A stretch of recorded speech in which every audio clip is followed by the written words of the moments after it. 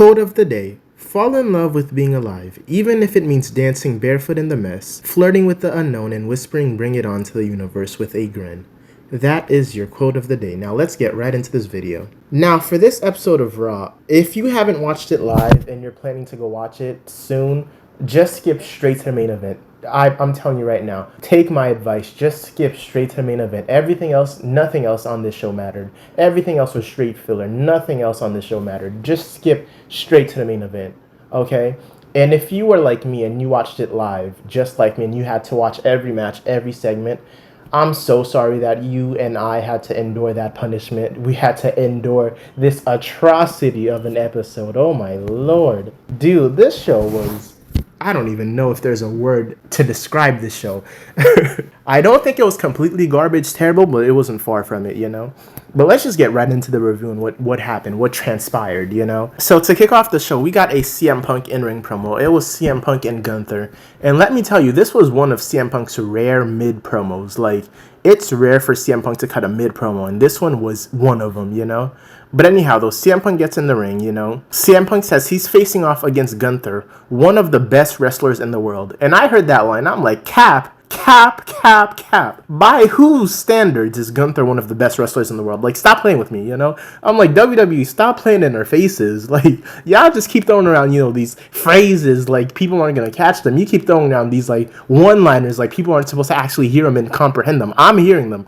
I'm comprehending them. Stop playing with us, you know? But after that, though, CM Punk says he's going to face off against Gunther, one of the best wrestlers in the world. CM Punk says that he may not be able to guarantee a win against Gunther, but he will go out there, he will give it his best, and he will leave it all out there. And CM Punk says that I'm not just another challenger. I'm not just competition, you know? I'm not just another challenger for Gunther. I am the best in the world. I am CM Punk. And I'm like, anything, have you ever heard an opponent, a challenger, go out and say, you know, I can't guarantee a win, you know, I'm not 100% sure I'm going to win. I'm like, who says that? Like, you're going to face off against Gunther, dude. Get out there, you know, confident, competitive. Talk about how you're going to tear him limb from limb, how you're going to leave with the championship. What do you mean you don't know if you're going to win? You can't guarantee a win. Like, it doesn't matter. Come out with some confidence, you know, throw some insults, make it interesting. Like, why do you have CM Punk coming out here talking about some, I can't guarantee a win, but I'm going to leave it all out there? Come on, dude. Like... Man, but like I'm telling you, this was one of CM Punk's rare mid-promos. After this, though, after that, Gunther comes out and he says basically the same thing he's been saying, you know? And let me tell you, Gunther came out, his theme song hit, and Gunther absolutely lost all his aura. Gunther lost his prestige. Gunther lost his, you know, he lost like that aura he had around him, you know? Gunther just lost his whole persona. Like, he's coming out and everybody, the crowd, the audience, the fans, they're just chanting, you tapped out, you tapped out. And like, while Gunther's trying to, you know, cut his promo, like the crowd almost hijacked his whole promo just chanting, you tapped out, you tapped out. I'm like, dude, they ruined Gunther. Like like they ruined Gunther, dude. Like, Gunther's not the same wrestler he was. Like, I remember Gunther used to be so menacing. Like, Gunther against anyone, you're like, you know what? I have my money in Gunther. Now Gunther looks like a joke. And I've been saying this for a while. They've been ruining Gunther. Now I feel like they got to a point where they need to do damage control, man, to get Gunther back to where he was. Like, the booking has just been questionable and atrocious, and it's ruining most, if not all, the wrestlers at this point. But anyhow, though, Gunther comes out and he says, CM Punk, let's just cut to the chase. I didn't come out here to throw insults at you or to cause drama. I'm like, what do you mean you didn't come out here to throw insults and cause drama? You better throw insults and cause drama, because that's what I'm here for. Like, how are you in a match, both competitors in the match refuse to insult each other and cause drama? Like, come on. But Gunther says, I'm not out here to cause drama or throw insults. Gunther says, we both have an ego, me and you, we both have an ego, but the difference is my ego is justified by results. I've won championships. I've been a champion for 80% of my career. Gunther says, and at SummerSlam, I'm going to make you regret that you ever stepped foot in a professional wrestling ring. And that's basically what Gunther said, and that was the whole gist of it. And this was a pretty lackluster opener, honestly. After this, though, we got a pretty cool backstage interaction between Stephanie Vaquah, because apparently no one could say her name. But anyhow, though, we got a backstage interview segment from Stephanie Vaquah, Naomi, and it was pretty funny. Naomi's absolutely killing her character, you know? Naomi's absolutely killing it. Like, Naomi's new character, dude, like, it's just natural. Naomi's funny and entertaining, and I love this for her, you know? This was pretty interesting, and it was pretty funny. And Naomi came out, she was like, Stephanie Vaquah, whatever your name is, I don't care. It was really funny. But anyhow, though, this didn't really lead to anything. She was just saying, proceed with caution. That's it, basically. After this, though, we got our first match of the night. It was Rusev versus Sheamus again for no reason, just because. And I'm like, why does this match need to re-happen? Like, Rusev already beat Sheamus fair and square, cleanly, might I add, at that. And there was, like, no altercation, no, like, segment, no promo, no nothing, no tweets that led to this. It was just a match thrown on there. I'm like, we've already seen this. And let me tell you, their first match was way better than the match we got tonight. This match was like, it had like maybe 2 good spots. After that, there was just pure mid. And I imagine a Sheamus match being mid and boring. Like, that's outrageous. Like, their first match was so much better. Like, this second match did not need to happen. And if it was going to happen, it definitely needed like a stipulation or something new. Like, we literally just got the same thing over again. Just worse this time around. Like, this match wasn't even memorable. But anyhow, though, in the end, Sheamus ended up winning this time around. Rusev went to cheat with a shillelagh.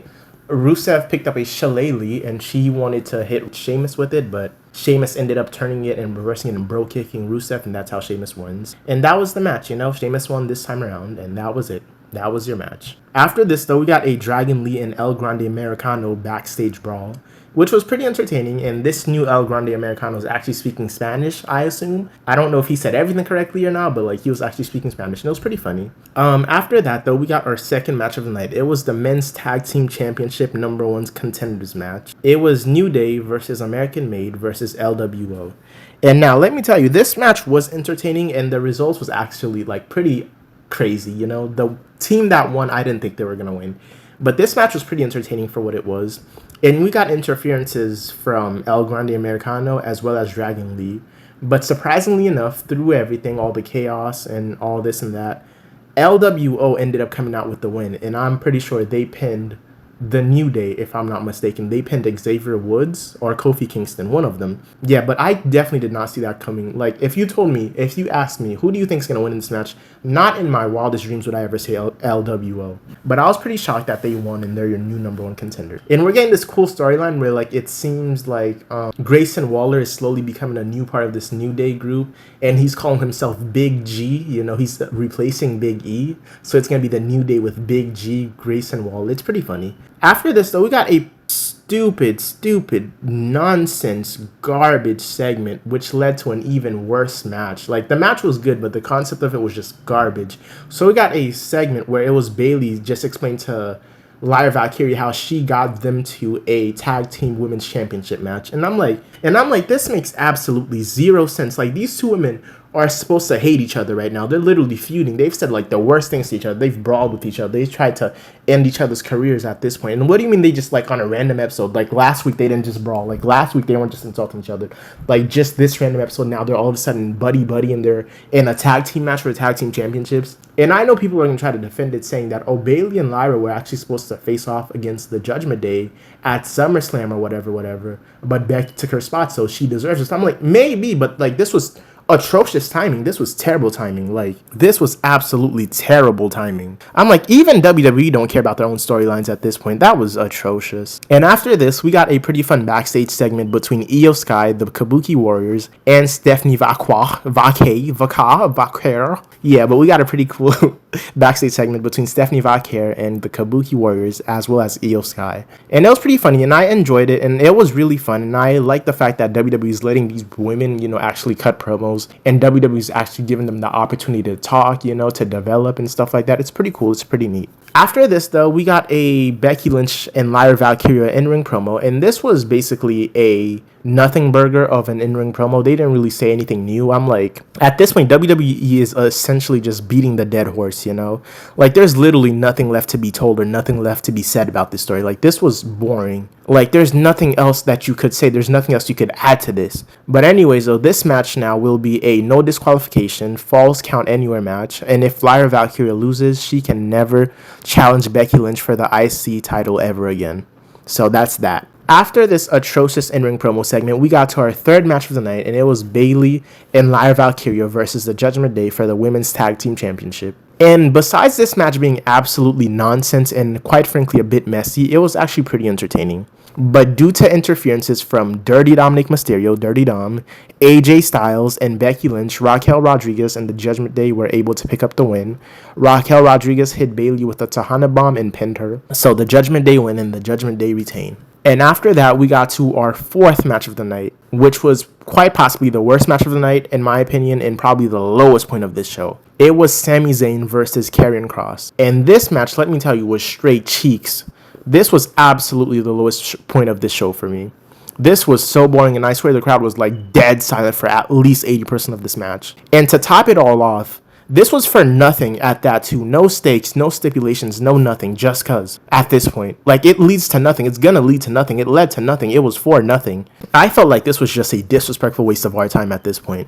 But at the end of the match, though, Karrion Kross ended up having to use his steel baseball bat to beat Sami Zayn to win against Sami Zayn. And that was that. After this, we got a cool little backstage segment where it's announced that Dirty Dominic Mysterio is medically cleared and he will be facing off against AJ Styles for the United States Championship at SummerSlam, which is pretty cool. It was pretty funny. Then we got to our fifth match of the night, I believe. It was Io Sky versus Stephanie Vaquer. And let me tell you, this match pissed me off so much, because it was literally the only good match we got tonight, and this match had to end in no contest, and there was interference, and it ended in no contest. I was like, dude, come on, this was literally the one good match we got. I was looking forward to this match the whole show. I'm like, Stephanie Vaquer and Io Sky in the same ring facing off against each other. This is gonna be an absolute classic, you know. Let them cook. This is gonna be amazing. This is gonna be spectacular. This is gonna be must see, must watch, you know.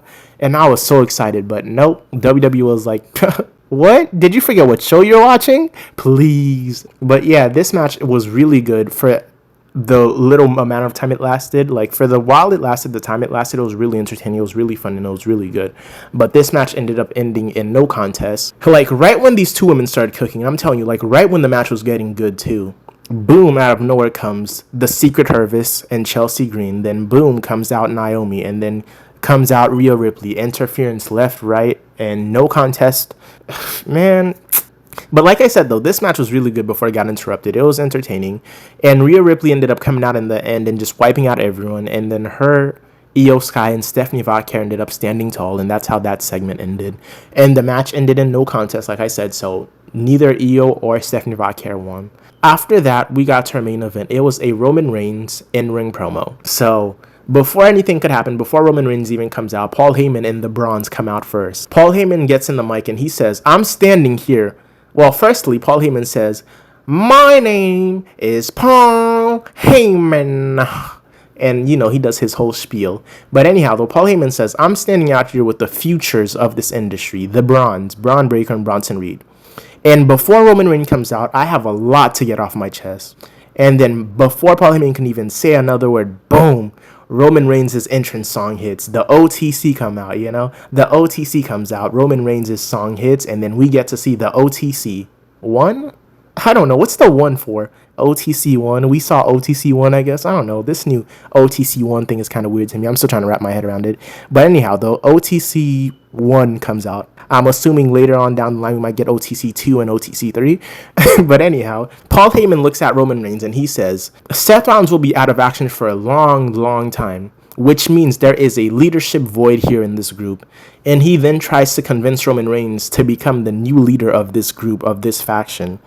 And he says, Roman, me and you, we work better together than apart. And Paul Heyman says, I will always love my tribal chief. And if you want to become the new leader of this group, you are welcome. We'll happily, invite you in. And Roman Reigns gets on the mic and he finally talks. And Roman Reigns says, H-Town, acknowledge me. And then Roman Reigns says, you want me to be part of this group? You want me to be the leader? You want me to be part of this group? You want me to join this group? You're obviously not a wise man anymore. You're no longer a wise man. And then Roman Reigns proceeds to try to warn Braun Breaker, and he says that Paul Heyman will only use you. Paul Heyman is going to use you once you're the next big thing, once you're popular, once you're popping, once you're on top of the world. Paul Heyman's going to come in out of nowhere. He's going to use you, and he's going to steal all the credit like he did with me. Roman Reigns says, Paul Heyman didn't create the tribal chief. I did. And I'm still tribal chief because you all acknowledge me. The tribal chief was the greatest champion of all time. It took me nearly 4 years to lose that title. And he looks at Paul Heyman. He says, you used to just be a friend to my family, but because of me, I made you family. And you threw all that away for a best friend? And for someone who doesn't even care about you, someone who's using you? And he says, I want to set the record straight. Roman Reigns, I didn't ruin the bloodline. The tribal chief didn't ruin the bloodline. No, Paul Heyman ruined the bloodline. And then Braun Breaker gets on the mic, and I'm like, dude, I don't know, for some reason, I'm like, did Braun Breaker's voice get extra squeaky? This just sounded like, as soon as he started talking, I was like, bro, all aura's gone. But anyhow, though, Braun Breaker gets on the mic, and he says, Roman, we don't need you around here anymore. This is my ring. I'm the future, and I'm the big dog now. So I suggest you turn around and leave and get out of my ring. And Roman Reigns looks Braun Breaker straight in the face, and he just says, you know what? I don't even know what you just said. I didn't hear what you just said, but if you want to say it again, here's my mic. He throws the mic up in there, and he uses the distraction to Superman punch Braun Breaker straight in the mouth. He starts brawling with Bronson Reed. Roman Reigns then gets speared by Braun Breaker. He gets speared in half by Braun Breaker. I'm not even going to lie to you. And then Braun Breaker and Bronson Reed start beating down Roman, and out of nowhere, 4 letters, 1 word, Yeet Man Jey Uso comes out. And he comes out to the aid of Roman Reigns, basically returning the favor. And they hit this cool looking double spear on the bronze to clear out Braun Breaker and Bronson Reed. And that's your show, and that's how it ended, and that was your segment. But like I said, though, besides like one segment, like this show sucked outside of one segment, like literally outside of the main event, the show absolutely sucked, and it was terrible in my opinion. But respectfully, I'm going to have to rate this episode a 5 out of 10, and trust me when I say this, Roman Reigns brought up this rating by a whole lot. If Roman Reigns wasn't on this show, if this main event segment didn't happen, I don't even know what this rating would be. But yeah, I would rate this episode a solid 5 out of 10, and that's only because of Roman, and Roman definitely brought up my rating. But anyhow, though, that was your Raw this week. That was what we got this week. That's what we got this week, But anyhow, thank you for hearing me out. Thank you for showing up, and thank you for being here. Like, comment, and subscribe if you want to. Like, comment, and subscribe if you'd like to. And like, comment, and subscribe if you choose to. As always, it's been a pleasure. I'm out.